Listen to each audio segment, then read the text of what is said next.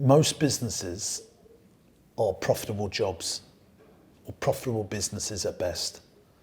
If you really want to build something that's successful, you've got to get into the mindset that you're building an investment.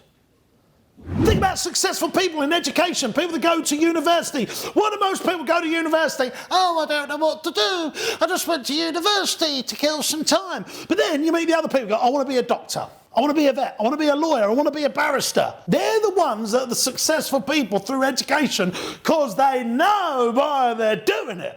And hallelujah, they're more successful. So when you can come up with a clear vision of what your end in mind is, what does the business look like when it's finished, you're in the top 1%. But most people can't do it. They cannot do it. They can't tell you what the thing looks like when it's finished. And as soon as you've done that, boom. There's a great book called The 7 Habits of Highly Successful People, and this is one of them. The ability to think with the end in mind. They can tell you exactly what the thing they're doing looks like when they're finished. Because they come up with finish dates. They know what the business is when it's finished or what task is going to be done by finish dates. They're finishers, completers. What does the business look like when it's finished? But also they can put a date to it. I said I wanted to build a £15 million business with a £2.5 million EBITDA. Another way of saying the cash that the business generates, earnings before interest, tax, depreciation and amortisation. £15 million business, £2.5 million revenue, and I've done that sort of 4 years ago. I've got 12 more months to do it. Now, I'm going to be a little bit out on that. I'm probably going to be at 14 and 2, but I'm not 10 years out on it. I'm not 20 years out on it. It's never not going to happen. So yeah, I'm going to be 6, 8 months behind my target of when I want that to happen. Maybe even 18 months behind. But I'm not going to be someone that never does it because I can tell you what my end in mind is. I can tell you what my finish is. I can tell you what the business looks like when it's finished. Most people don't do that. It is the biggest difference between successful people and non-successful people. They can tell you what they want and they can tell you when they want it by. So you play fantasy football. What does your dream team look like? Say that you need a PA. Say that you need an FD. Say that you need a managing director, a marketing person, an operations person. And you give all these hats away. Think about these all as hats. You start wearing that hat, then you wear all those hats and you give them away, you sack yourself from each role. The last role that you give away is marketing. That's the last role you give away. You give away the operations, you give away the administration, you give away the bookkeeping, the HR, get rid of all of that stuff so that you're focusing, that you get all your time on growing, not operating. Literally, every single day, my working life is thinking about how we can grow the business, how we can get more customers. I've never cashed up. I've never locked up a business. All of our sites, never cashed them up, locked them up. Now, I have worked on some tills before. I've done some customer facing stuff, but only so I can work out what we can do to make customer flow better, improve customer service. So I think, yeah, I'm growing the business there. I've had 80% of my time on growing it, 20% of my time on operating it. Most people, it's the other way round. They're 80% operating their business and 20% growing their business. And if you could switch that, you don't need to listen to me a single iota of a second more. You need to be a marketeer of your business rather than a doer of your business. So if you own a florist shop, you're a marketeer of that florist shop rather than saying you're a florist. That is the mindset that you've got to be. When someone says, what do you do? What, that man in the pink shirt, what do you do, Paul?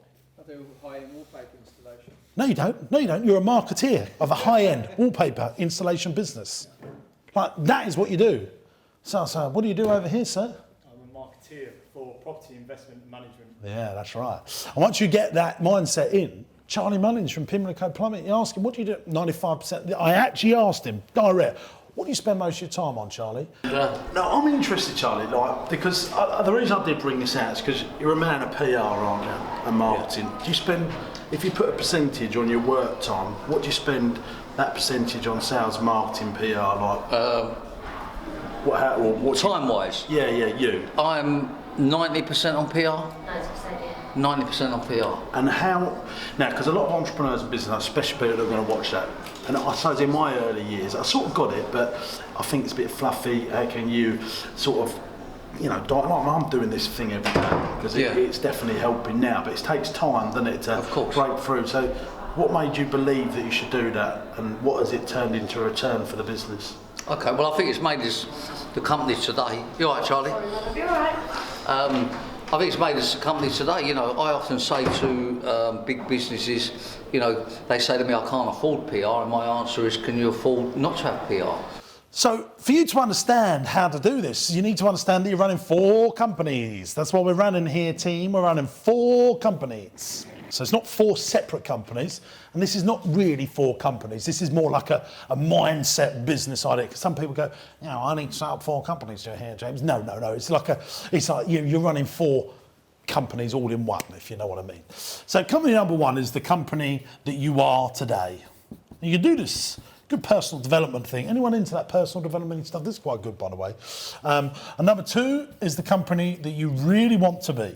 Company 3 is a media company or marketing company, we call it that. And company 4 is a property investment company, or property and investment company, a property invest co. The company you are today, the company you really want to be. This is the best version of you. This is the best version of your company. Number 3 is a media company. So this is your marketing media company. So you see me doing YouTube videos, writing books, putting videos out, speaking at events. That's my media company. Why do I do that? Because it drives leads, i.e. you guys, leads into my 2 operating companies. This is the media company, this is the operating company. And company 4 is a property investment company. So I'm always looking to buy a property, invest in property, rent it out, and I'll show you why. Because these companies are these 4 companies are an ecosystem. Let's use a company that you might have heard of. It begins with D and ends in Isney. Anyone heard of them? Big company. Oh, very big, quite famous now. They started off as a media company. They were a media company that then became an operating company. So I don't think they did it on purpose. So their media company allows them to set up theme parks, hotels, cruise ships, sell toys at much bigger margins than anyone else that just owns an operating company that runs cruise ships, makes toys. Does that make sense? So, you know, they create Toy Story, the media. Then you guys want to go and see them in Disneyland in California in the 60s, 70s when Toy Story wasn't out. Let's forget that. They create Mickey Mouse. Then they send you and they say, right, okay, we want to make toys because we want to leverage off of our media. We'll make toys. But the company we really want to be is world-class theme parks and cruise ships. Let's make the toys first, and then we can get to there. So the media company helps them to be there, and then from there on to there. Then when they get there, that then goes into there, then you move on to the next company you really want to be. So we're a great media company now, making cartoons, we've got leisure attractions. Actually, you know, we need to be making stuff like Toy Story. Let's buy Pixar, because they're the company we really want to be. Let's work on that for 5 years to get that deal over the line. Why are companies like Disney, Marks and Spencer's, Sainsbury's, Tesco's that always go through these innovation processes? Why do they always survive? Why has Debenhams, House of Fraser not survived? What's the difference between Debenhams, House of Fraser and companies like Tesco's and Sainsbury's? What is their key difference? I'll tell you what their key difference is. They also have property companies. Tesco, at the moment, I think they're the 3rd, maybe the 4th biggest landowner in the United Kingdom. So when they need to go, hang on a sec, we're having a bit of a wobble. Now Tesco's, Marks and Spencer's, Sainsbury's, over the last 10, 15 years have had some innovation problems. You know, they've got these Lidls coming over, they've got these Ocados coming over. Now, if you're using all your spare cash and you haven't got any, you then might need to re-leverage. So you go to your property investment company to re-leverage back into these companies. But these companies push all the cash into the property investment company. And you go on this cycle. Because all businesses go through this process of innovation. Let me tell you this, if you don't innovate, you will evaporate. The whole world is innovating, faster than ever. I mean, if you're the guy selling fax machines, still, you're in trouble. If you're the guy selling phones with buttons on, you're in trouble. If you're the guy driving a diesel car in 20 years' time and still selling diesel cars, you're in trouble. Whatever situation you give me, the whole market is always going through innovation. So if you look at, I mean, I'll give you a classic example of this. If you look at If you look at the end of the 90s, the technological dominance would have been Sony, and then who innovated them out? Apple. Now, so obviously Sony is still there, and they're titans, but they're not Apple, but there was. I mean, I remember when I was a kid at school, someone had a Sony TV. Damn, they were rich. Like that, wow, they got Sony. They got something that says Sony on it. They're like, whoa. Not anymore. I mean, they're still great, don't get me wrong, they're still titans, but they're not innovated enough outside of Apple. And Apple, maybe people are arguing now that Apple are not innovating enough. People are catching them up. Microsoft have overtaken Google in terms of value of company now because of their shareholders investors have seen all the stuff they're innovating into AI, and apparently Microsoft are the leaders in that. All works like an ecosystem. Companies 1 and 2 push money into the property investment company. When companies 1 and 2 need some help because they're having a bit of a wobble, you go to the property investment company, re-leverage cash, put it back in, and go again and again. And the media company, if you can think like a media company, like Disney, you push all the well-qualified leads into the business. And while we've started Partyman TV, which is our YouTube channel for kids, now I know in 10 years' time, we'll keep doing that, but in 10 years' time, we're going to have this digital asset, this power asset that will send customers to all of our venues. It's impossible to do now. Disney done it when you needed to own cinemas, when you needed to own TV channels, radios channels. But now you've got the linky-dink, the Twitbook, it's all there for you to leverage. But if you choose to set up a business where there are buyers, should you be so successful, then you're into a win-win situation. Let me give you an example. You build a restaurant, it turns £1 million, it makes £250,000 profit. On the face of it, that's a good business. That business will be run by a key man individual. He will be a worker. He will be strong on standards. He'll be all over the menu. He'll make sure the staff are fantastic. It's a key man driven business. On this hand, I'm selling another prospect. It's a day nursery. It turns £1 million and it makes £250,000 profit. And it's completely run under management. You don't need to worry about the systems and processes because there's these people called Ofsted that have created the systems and processes for you. There's a framework out there. Which one do I want to buy? I'm going to give you another little scenario here. Restaurant turns £1 million, makes £250,000. Day nursery turns £1 million, but only makes 125 grand. Still want this one because I can put management into run it. This one, I'm going to be buying myself a job. No one wants to buy a job. They want to buy an investment. It's a real big thing. Most businesses are profitable jobs or profitable businesses at best. If you really want to build something that's successful, you've got to get into the mindset that you're building an investment. You've got to be building an investment. Think as if someone wants to invest in your business, even if you have no intention of getting investors in. It just puts you in the right mindset to build something of serious success. Great companies are investments, but they also have this about them. People have this. They love, want, and need the business. Well, I've just come across most businesses don't have all three, and I'll talk about mine. Love, want, and need. Most companies have an element of two of these attributes. So let's, for example, iPhone fits all three now. Now, I wanted an iPhone. Oh, I love an iPhone. Now, let me talk to you about this. If my iPhone breaks, I will get it repaired today. I'll travel an hour and a half to repair it because I need it the next day. I'll book that genius appointment. I'll go at 11 o'clock tonight because I love my iPhone. I want an iPhone. And blow me, I really do need an iPhone now. Like it's integral to my life. I can't believe I'm saying this. I feel like a fool saying it to you. Going to the cinema. I love going to the cinema. I want to go to the cinema. I don't need to go to the cinema. Houses. I need a house. I want a house. Most people love their home. It's their little castle. Childcare. Another one. Why do venture capitalists want to invest into it? People are going to work. They need childcare. They actually want their children to be educated.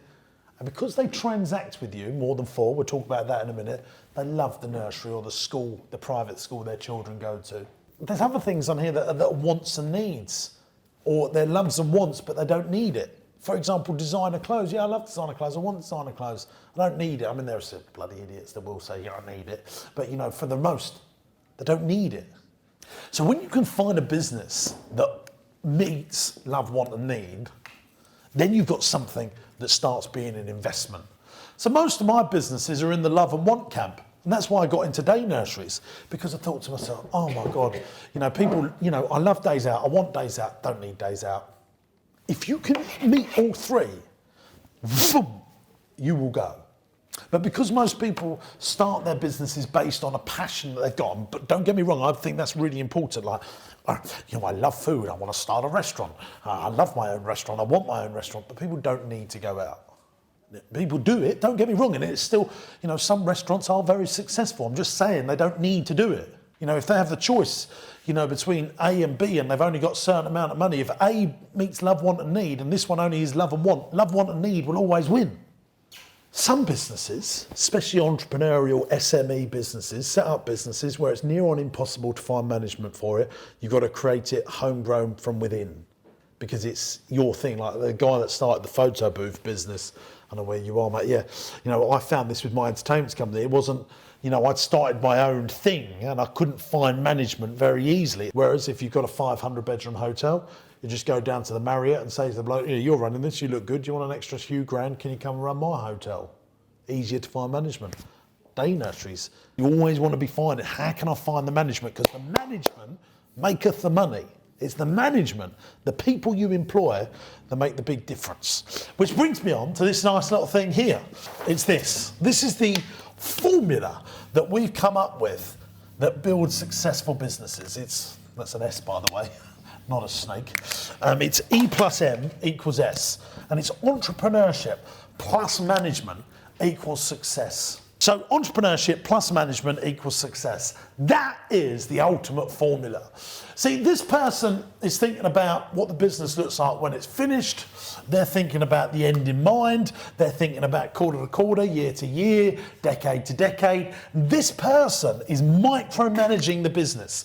This is the leadership role. This is the management role. This person is fighting the war, coming up with the war plan. This person is doing the battle plans. Now, most of the entrepreneurs that I come across and meet, and there'll be lots of you in this room, you're constantly fighting battles. Battle after battle after battle, and you don't really know what your war plan is. So the end in mind thing is the war plan, and that's what the entrepreneur's got to come up with. He's got to be out there doing the big things, raising the finance, looking for the talent, doing the deals, getting deals over the line, thinking about how they're going to get the next customers, how they're going to bring in that next revenue line into the business. Better way to think about it, this person's the head teacher. Thinking about what does this school look like in 10 years' time? What's the culture of this school? What's the vision of this school? But for that head teacher to do a great job, they've got to find the best possible teachers. Think about running a secondary school with no teachers, with just a head teacher. That's what loads of business owners are doing. They're running a school like they're the head teacher and the teacher. See, the teachers want to work for the best possible head teacher that's got a powerful vision for the school. Do you see how this is so important? So if you want to be successful, you've got to get your right-hand man or your left-hand lady as soon as you can. I was lucky, you know, I met Aaron, who's our MD, he's here today. You know, he come work for me when I was 19 years old. He was like employee number 5. And he's in charge of day to day. And I don't tread on his toes. Very rarely I tread on his toes. So you've got me over there thinking about, how am I going to get this industrial estate over the line? How am I going to get that free? How am I going to do that? How am I going to raise that money? How am I going to do this? How are we going to get that next talented person in? How are we going to do that? You know, I look after like 3 people. Everyone else looks after me. I promise you that's the way it is. You can ask them all, they're at the back. So like, it's entrepreneurship plus management equals success. And what happens is, in companies and organisations, whether it's the NHS, a school, a charity, or a business, it's either too entrepreneurial, too leadership heavy, or too management heavy. And you want to balance the scales. Why do some companies like McDonald's do franchising? Because the franchise or is the leadership. This is the direction we're going in. The franchisee is that good quality, decent management. The franchisor is the head teacher. The franchisee is the teacher. The way I describe E plus M equals S and the difference between leadership and management, I bring in here 36-year-olds. And you guys sit at the back. And I'll say to those, oh my God, what is going on here? How much is going to fall off of me? I say to these 36-year-olds, guys, we're going to have fun today. We're going to play with all the toys. You can go around the park, do what you want, but we're going to have a great time. That's like a leadership statement. And we'll just leave, and we'll leave those 36-year-olds to their own devices. These will be on the floor, the projector thrown, chairs all over the show. Disastrous. But then if you bring management into it, a management thing is like, okay guys, we're going to have fun today, this is how we're going to do it. For the next 15 minutes we're going to do this, then we're going to put that away, then we're going to go over there and we're going to do this. Then we're going to go out there, then we're going to do this, and we're going to have lunch at this time, we're going to do this, and we're going to do that, we're going to do X, Y, Z. Then we're going to put away X, Y, Z, then we're going to do this. And it's going to be great, and you guys are all going to be part of it. Does anyone want to do anything different? Let's see if we can do that, but let's do it in an organised, great way. That's the difference between leadership and management. We got to get over this stupidity that is, we need leaders, not managers. Managers are the money. Managers make it. And every great organisation that you ever come across is micromanaged. I'm telling you who it is. McDonald's, micromanaged. Disney, micromanaged. The only people that don't need micromanaging are the ones that have had great education and training. For example, a heart surgeon does not need micromanaging. Doesn't need micromanaging. But you want to know that he's had the right training before he opens you up, don't you?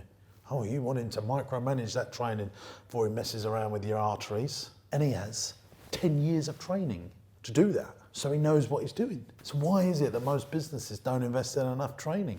Why, as you as business owners, you start a business within 6 months, you're meant to be super successful when you know it takes a doctor, a vet, a lawyer, a barrister, 10 years to know and do their craft. So E plus M equals S.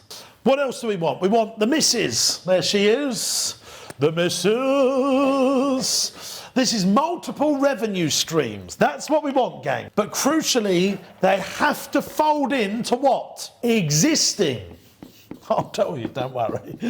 Existing empire. Too many entrepreneurs go outside of their empires doing multiple different things. Not what we want to be doing. We want to fold revenue streams into existing empire.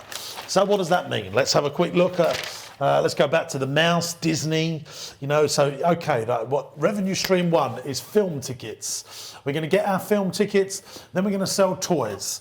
But our toys only get sold because we make films. Then we're going to open up theme parks. We're going to sell toys at those theme parks, but people go to those theme parks because of the films. Then we're going to set up cruise lines, and it just all entwines into this big ecosystem. What's your ecosystem?